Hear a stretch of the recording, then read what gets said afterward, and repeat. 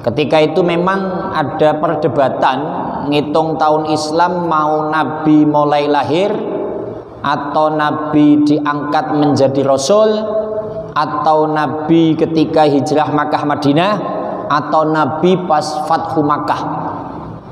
Nah, sepakatnya ulama kala itu para sahabat di era sahabat Khalifah Umar ibnul Khattab, maka disepakati tahun baru Islam atau tahun Islam dihitung mulai hijrahnya Nabi, karena tolak ukur syiar Islam dari hijrah itu.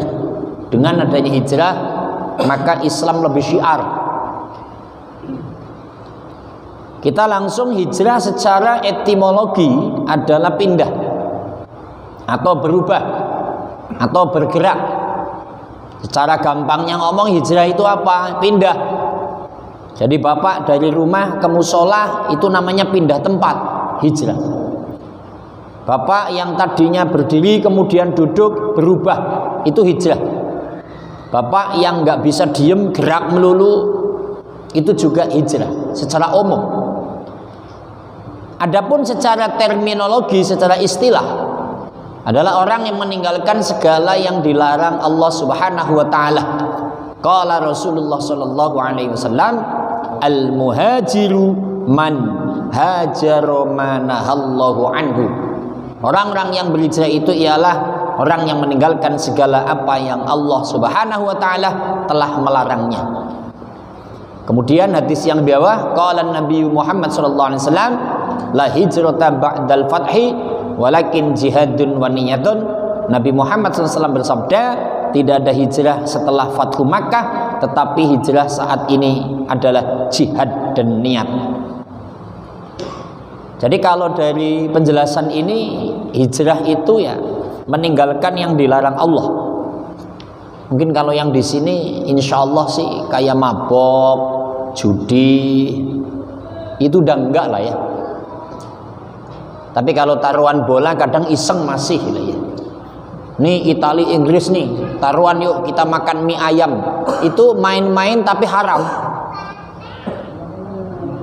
Pokoknya nanti bola antara Persib sama Persija, saya megang Persib. Kalau Persib menang, kamu saya beliin bakso. Itu main-main tapi haram. Ya, jangan dianggap terus nggak haram itu. Ya, haram ya haram. Nah, yang biasa judi, biasa mabok, narkoba, narkotika ditinggalin. Kemudian berbuat baik, itu yang dimaksud hijrah sesungguhnya. Kalau ngomong pejabat ya, pejabat yang korupsi, koruptor itu dengan adanya tahun baru Islam, perubahan yang lebih baik, ya terus nggak mau korupsi. Jadi memang kalau hak rakyat ya untuk rakyat. Jadi apa yang dilarang Allah itu namanya hijrah. Kalau kita kecil-kecilan di sini ya, ngaji itu kan wajib. Kalau nggak ngaji itu dilarang Allah.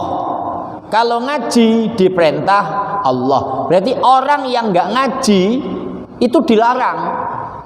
Lah, ketika itu kita tinggalkan, kita malas ngaji, kita tinggalkan, kemudian kita semangat ngaji, nah itu namanya hijrah. Maka hadisnya al-muhajiru man hajara ma nahallahu anhu. Yang larang-larang itu dilarang Allah, kita tinggalin. Nah, bicara hijrah itu kan Nabi dari Makkah ke Madinah. Fisik. Ini kalau historisasinya berat banget Pak. Mungkin kalau saya hidup di masa Nabi itu belum tentu kuat. Filosofinya begini. Kita lahirnya di Kelurahan Kalianyar. Kemudian kita punya rumah, punya usaha. Rumah nggak cuma satu. Ini kayak Haji Tududi rumahnya banyak banget ini. Ting teletek di setiap RT ada rumah. Usahanya maju, Pak. Kemudian kita itu iman sama Nabi memang kala itu. Ketika kita iman sama Nabi, maka kita diganggu oleh kafir-kafir Quraisy. Ketika diganggu, usahanya diganggu, anaknya diganggu, istrinya diganggu, fisiknya diganggu, dipukulin, digebukin, diculik, bahkan dibunuh. Maka singkat kata hijrah nggak hanya langsung ke Yasrib, Madinah, tapi ke Habsyi dulu. Tapi kita loncat ke situ, Maka Nabi menyampaikan begini kepada sahabat, sahabat, saya kasihan ini sama kamu semua ini. Kalau tetap seperti ini kamu disiksa. Ini upayakan semuanya pada pindah ke kota Madinah. Kalau sekarang kita di Jakarta suruh pindah ke Surabaya. Nah kata-kata pindah, ini nggak balik lagi Pak. Ingat, pindahnya harus ngumpet-ngumpet Mas, malam. Karena kalau ketahuan siang dibunuh. Ini Pak Rusito, sampean kalau dulu sahabat Nabi, kemudian pindah ke Madinah kok siang-siang Pak Rusito, itu seneng karena sampean dagingnya banyak, itu bisa disate itu. Nah, maka ketika ngomong pindah dari Makkah ke Madinah, yang terbayang Pak kalau orang yang materialistis, rumah ada, kontrakan ada, usaha ada, itu ditinggalin begitu aja. Oh nggak bisa dibawa, sembako nggak bisa bawa, uang kita jalannya mengendap-ngendap supaya nggak ketahuan. Maka kalau kita yang hidup kala itu, wallahu a'lam bissawab wabil khata', itu Allah yang tahu kebenaran dan kesalahan. Saya sendiri itu bisa nggak itu berangkat itu, ninggalin harta benda. Yang kedua, kita laki-laki yang iman sama Nabi, istri kita belum iman, anak-anak kita belum iman. Lu kita berangkat ninggalin istri dan anak-anak. Yang namanya suami kan cinta sama istri, betul nggak Kang Sobir? Sampean cinta nggak sama istrinya? Tiap minggu ditengokin gitu kok. Kita cinta sama istri, kita cinta sama anak. Ini nanti ditinggalin begitu aja Pak, dan nggak ketemu lagi. Namanya ke Madinah, balik lagi di sebelah.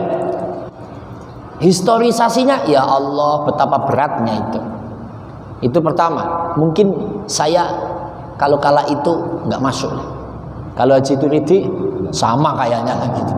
Saya ngamat ninggalin rumah, belinya ratusan juta, asal ditinggalin nanti diambil kan.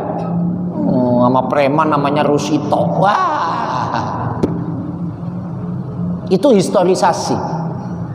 Maka ketika Islam sudah sampai ke Indonesia, masuk dalam dada kita, kalau melihat perjuangan para sahabat, ya jangan sampai Islam itu disia-siakan. Salah satunya yang malam ini namanya nggak menyanyiakan, ada kegiatan agama taklim, datang ngaji bersama, karena Islam akan berkembang dengan ilmu adanya di majelis taklim. Kita bicara pawai obor Nabi Pak, itu kan berangkatnya kalau di Indonesia jam 12 malam ke atas. Rumah Nabi sudah dikepung oleh preman, karena Nabi itu akan dipenggal kepalanya. Satu kepala Nabi harganya 1000 dinar. Kalau sekarang 1 miliar. Siapa yang bisa memenggal kepala Muhammad akan dikasih uang 1 miliar. Wow, preman berlomba-lomba Pak. Makanya kan dalam tarikhnya itu rumah dikepung preman, semua bawa pedang, bawa senjata. Nabi keluar, tapi kan dipesenin oleh malaikat Jibril, ya Rasulullah, kalau memang mau pergi ambil pasir dulu, kemudian baca Yasin. Bismillahirrahmanirrahim. Yasin wal Qur'anil Hakim innaka laminal mursalin, sampai pada ayat wa ja'alna min baini aydihim saddan. Terus yang ujungnya fahum la yubsirun, ditiup, ditabur-taburkan, preman nggak ada yang bisa lihat. Maka Nabi jalan menemui Sayyidina Abu Bakar yang akan naik ke Bukit Sur, dan jalannya nggak langsung lurus ke Bukit Sur Pak, ngendap-ngendap supaya nggak ketahuan. Umpama Gunung Sur itu adanya di jembatan 5, ini Nabi langsung ke Roksi dulu, ke Palmerah dulu, ke Kebon Jeruk dulu, ke Kembangan, kali muter supaya nggak ketahuan. Jauh, malam. Nabi nggak pakai sandal, kakinya berdarah tercabik oleh tajamnya kerikil malam, melewati bukit yang terjal. Maka disinilah alim ulama Indonesia punya filosofi malam 1 Muharram pawai obor keliling, historisasinya merasakan ketika Kanjeng Nabi jalan kaki. Tapi saat ini kalau keliling pawai obor pakai motor, pakai mobil, historisasinya di mana itu? Jadi begitu. Walaupun kubu sebelah ada yang ngomong peringatan tahun baru Islam bid'ah, pawai obor bid'ah. Ribet ngadepin orang begitu. Padahal kalau dibalik, kamu juga hidup bid'ah karena dulu kamu nggak ada di zaman Nabi. Astagfirullah. Maka di sini yang terkenal Pak Haji, bubur kacang hijau bid'ah. Nah, itu terkenal. Udah masuk YouTube bubur ini. Hijrah. Nah, tapi Nabi setelah dari Makkah ke Madinah Madinah Fathu Makkah, Nabi menyampaikan la hijrata ba'dal fathi walakin jihadun wa niyatun. Udah nggak ada pindah-pindah tempat.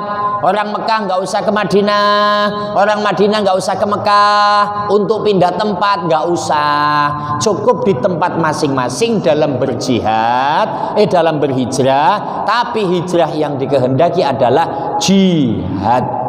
Apa itu jihad?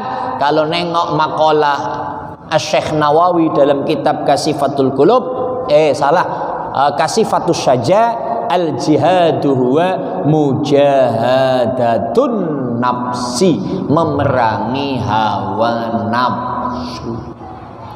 Jadi kalau malam Rebu maghrib pengen sholat jamaah ke musola Jamiatul Muslimin, tapi ingat ini ngaji nih, males lah kan gitu kan, ngaji males, tapi kok terus dipaksa berangkat, itu namanya jihad.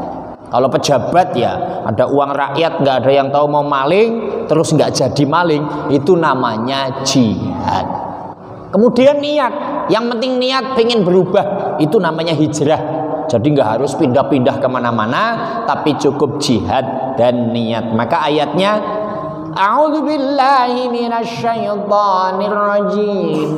Alladzina amanu wa hajaru wa jahadu fi sabilillah. Wajahadu fi sabilillahi bi amwalihim wa anfusihim a'zamu darajatan 'indallah wa ulaika humul faizun.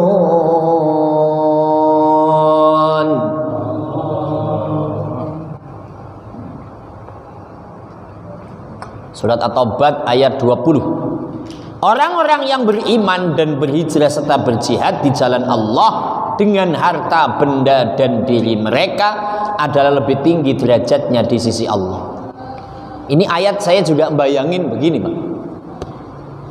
Di Mekah ninggalin harta benda yang banyak, Nabi menyampaikan, udah hijrah, pindah, jihad. Jihad itu merangi hawa nafsu, sayang harta, udah.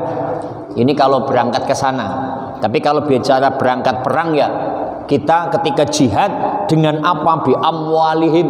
Karena perang itu butuh biaya, Pak. Butuh beli kuda, butuh beli pedang, butuh beli makanan. Jadi dengan sedekah bi amwalihim. Nah, kalau saat ini ya jihad kita itu adanya di majelis taklim. Contoh majelis taklim Jamiatul Muslimin. Kita itu orang iman. Insya Allah ini sudah iman. Yang kedua kita hijrah, berubah menjadi baik. Kemudian kita jihad. Apa jihadnya? Ya bi amwalihim, dengan harta. Ngajinya iya, juga mau sedekah. Ngaji iya, tapi mau iuran juga. Untuk apa? Beli ini sih minuman, beli apa itu bubur dan segala macam, atau untuk bayar listrik, atau untuk ngepel, untuk nyedot karpet dan segala macam. Ini yang dimaksud bi amwalihim wa anfusihim, orangnya datang. Jadi kadang ada yang duitnya saja, udah musola Jamiatul Muslimin listriknya per bulan berapa, umpamanya 700, udah saya bayar 50%, tapi nggak pernah ngaji, ngikutin ayatnya wa anfusihim, duitnya keluar, orangnya juga berangkat. Atau sebaliknya, orangnya saja berangkat, hartanya nggak ngasih. Kalau nggak ngasih memang nggak punya, oke lah, mudah-mudahan segera punya. Tapi kalau nggak ngasih karena memang orangnya pelit, nih kalau ngomong pelit nih, maka hikmah atau makna hijrah adalah berubah.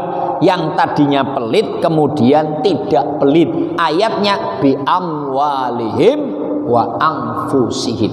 Hartanya keluar, orangnya keluar.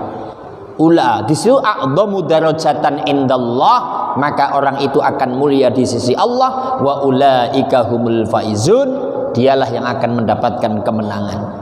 Jadi kesimpulan masalah hijrah, apa-apa yang dilarang Allah itu tinggalkan. Yang gampang larangan Allah itu males pak, pemalas. Saya sendiri begini, malam itu kalau mau tahajud males banget. Males itu nggak boleh sama Allah. Lah malesnya ditinggalin. Mau baca Quran ya males, malesnya ditinggalin. Itu sudah namanya hijrah. Maka kalau ingin sukses sebagaimana syiar agamanya Nabi, ayo segera hijrah. Tapi sekarang para artis ada Islam apa Pak Sobeli? Islam hijrah. Mereka menamakan Islam hijrah. Maka pengikutnya banyak para artis. Kita itu kalau bahasa kerennya nggak usah di bebek, nggak usah diajarin berenang, udah bisa berenang. Kita itu sudah selalu hijrah. Dari rumah ke musola, dari rumah ke masjid. Sesuatu yang buruk kita tinggalkan menuju yang baik, itu hakikat hijrah. Baik, kita akan menjawab pertanyaan Pak Rusito.